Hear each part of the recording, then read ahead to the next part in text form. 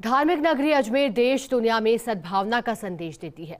यहाँ एक तरफ जगत पिता ब्रह्मा का विख्यात मंदिर है तो दूसरी तरफ विश्व विख्यात सूफी संत ख्वाजा गरीब नवाज की दरगाह है। लेकिन अब अजमेर जुर्म की दुनिया के लोगों को भी रास आने लगा है। यहाँ देश विरोधी गतिविधियां करने वाले आतंकी भी पनाह ले रहे हैं तो दूसरे राज्यों के खूंखार अपराधी भी छुपने यहाँ आते हैं। इसी को लेकर एक खास रिपोर्ट जरा देखिए। धार्मिक नगरी अजमेर पर जुर्म की दुनिया के लोगों की नजर टिकी हुई है। अजमेर में बीते समय से कई बड़े आतंकियों के संपर्क निकाले गए, दूसरे राज्यों के खूंखार अपराधियों से भी संपर्क मिले हैं। लेकिन बड़ा सवाल ये है कि इन अपराधियों को अजमेर में कौन पनाह दे रहा है, किसके पास ये अपराधी रहते हैं, इस बारे में कुछ पता नहीं लग सका। अजमेर को धार्मिक नगरी के रूप से जाना जाता है, लेकिन अब बेखौफ जो अपराधी हैं वो अजमेर को पनाह बना रहे हैं। अजमेर में आकर के उनको पनाह मिल रही है और उसके बाद जब वह यहाँ से निकलते हैं तो अन्य राज्य की पुलिस या दिल्ली की पुलिस उनको पकड़ती है और उसके बाद खुलासा होता है कि उन्होंने अजमेर में अपनी पनाह रही थी। जिसके बाद अगर बात करें अजमेर की तो अजमेर के अंदर कई आतंकी और कई दूसरे राज्य के बड़े आरोपी यहाँ पर पनाह लेकर के रह चुके हैं और करीबन 1-2 साल बाद जब वो पकड़े जाते हैं तब खुलासा होता है कि यहाँ पर उन्होंने पनाह ली थी। इसी को लेकर के जब जिला पुलिस की बात करें तो पुलिस आज तक ये पता नहीं लगा पाती है कि कहाँ से ये अपराधी आए थे, कौन ये अपराधी थे और कब के यहाँ पे आए हुए थे। पुलिस को भनक जब लगती है जब दूसरे राज्य की पुलिस यहाँ पर आकर के कार्रवाई कर देती है। हाल ही में यूपी पुलिस के एनकाउंटर में मारे गए असद, उसके एक साथी फरार गुड्डू बमबाज के भी अजमेर में फरारी काटने की पुष्टि हुई। इसके बाद से ही ये इलाका सुर्खियों में है। दरगाह क्षेत्र को आपराधिक तत्व अपनी पनाहगाह बनाते हैं क्योंकि यहाँ हर दिन बड़ी संख्या में जायरीन आते जाते हैं। ऐसे में अपराधी भी जायरीन के तौर पर आसानी से यहाँ छिपे रहते हैं। पहले भी आतंकी और पाकिस्तानी खुफिया agency ISI agent Coleman Headley से लेकर अशरफ तक यहाँ फरारी काट चुके हैं। इतना ही नहीं, अजमेर दरगाह और आसपास के क्षेत्र में बांग्लादेश सहित अन्य देशों के लोग भी पनाह लेते हैं। पहले भी CID टीमों ने कई बांग्लादेशी, नेपाली सहित अन्य देशों के लोगों को पकड़ा था। वहीं उत्तर प्रदेश पुलिस के द्वारा गुरुवार के दिन अतीक अहमद के पुत्र और उसके एक साथी का एनकाउंटर किया गया था, जिसमें बताया गया कि जो उसका साथी था वो और एक गुड्डू मुस्लिम जो कि अजमेर में उनकी लोकेशन ट्रेस की गई थी। हालांकि जो अजमेर के अंदर STF की टीम आई थी या नहीं आई थी इसको लेकर के अभी भी असमंजस की स्थिति है। जिला पुलिस का कहना यह है कि हमारे को किसी भी तरीके का संपर्क नहीं किया गया है, लेकिन लगातार इस तरीके की आपराधिक गतिविधियाँ अजमेर में होती हैं और उसके साथ साथ जो अपराधी हैं वो अजमेर में पनाह पा रहे हैं। तो उसको लेकर के पुलिस अभी तक कोई कार्रवाई नहीं कर पाई है और ना ही इस चीज़ का पता लगा पाई है कि इस तरीके के अपराधी आते कहाँ से हैं, किसके पास रहते हैं और किसके साथ रहते हैं।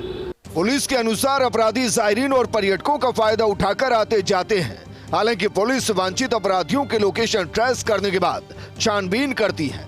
ये रूटीन वर्क है। अजमेर में दरगाह है, उसमें काफ़ी भीड़ रहती है तो भीड़ का फ़ायदा उठा के कई तरह के अपराधी कर जाते हैं, जैसे चोरी, नकबजनी, इस टाइप के अपराध मेनली दरगाह एरिया में होते हैं और बस स्टैंड पे भी होते हैं, रेलवे स्टेशन पे भी होते हैं, क्योंकि भीड़ दरगाह की वजह से काफ़ी ज़्यादा रहती है।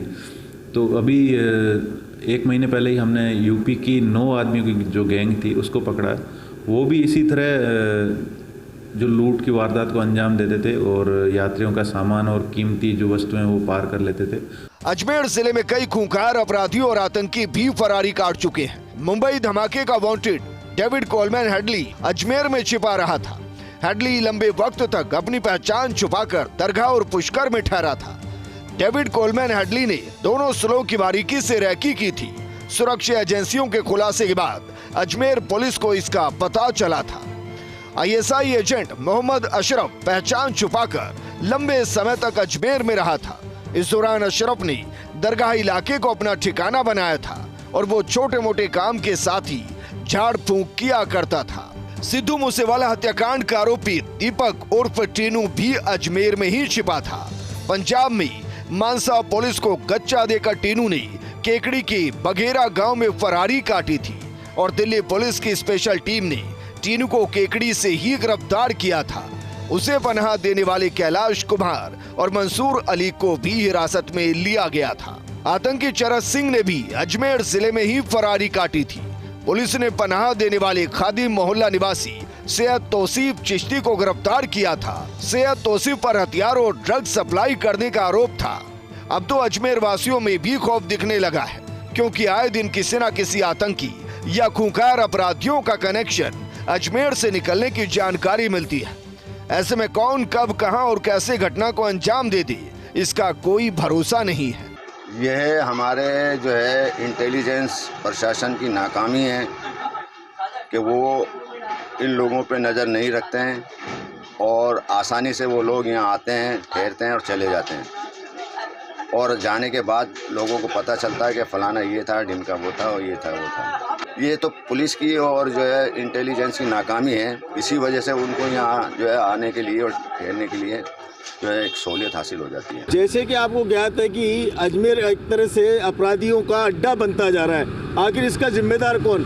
मैं इसके लिए पूरा जिम्मेदार प्रशासन को ठहराना चाहूँगा कि जिस प्रकार से कोई गुमशुदा व्यक्ति के पोस्टर रेलवे स्टेशन पे, शहर के थानों में लगा दिए जाते हैं, तो अपराधियों को क्यों नहीं लगाते हैं? अगर अपराधी आपका शरण स्थल ही अजमेर बनता जा रहा है, तो अजमेर प्रशासन ने लाखों करोड़ों रुपए खर्च करके जगह जगह CCTV कैमरा लगाए हैं, जगह जगह रात को नाइट गश्त लगती है, जगह जगह चेकिंग होती है, तो फिर अपराधी कैसे पहुँच जाते हैं? जिस प्रकार से अपराधी अपराध दूसरे शहर में करता है, दूसरे राज्य में करता है और वह फरारी काटने यहाँ पर अजमेर आता है, तो इसका कहीं ना कहीं यहाँ के लोग भी शामिल होते हैं। और अगर यहाँ के होटल वाले शामिल होते हैं या प्रशासन उस पर अगर ध्यान नहीं देता है, तो प्रशासन की जिम्मेदारी है। जब जिस प्रकार से कोई आदमी अगर गुमशुदगी होती है तो उसके पोस्टर वायरल किए जाते हैं, फ़ोटो वायरल की जाती है। इसी प्रकार से अन्य राज्यों के अपराधी अगर यहाँ आते हैं और उनकी फ़ोटो अगर वायरल की जाए, और यहाँ पर जितने भी जो जिस गेस्ट हाउस में या होटलों में या घरों में जो ठहराते हैं, तो वो पूरे जिम्मेदार वो कहलाते हैं, और उतने अपराधी वो हैं जो उनको ठहराने की शरण देते हैं।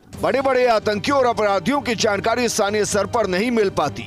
इससे एजेंसियों और पुलिस की कार्यशैली पर भी सवाल उठते हैं, क्योंकि बड़े आतंकी और अपराधी आसानी से अजमेर में आकर चले भी जाते हैं, लेकिन किसी को भनक तक नहीं लगती। अजमेर से संवाददाता शुभम जैन की रिपोर्ट।